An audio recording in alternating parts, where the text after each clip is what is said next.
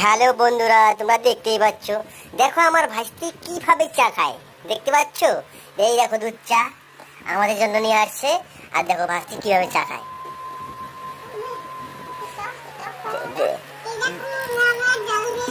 এই দেখছো, গরম গরম চায়ে জল ঢেলে দিয়েছে। দেখো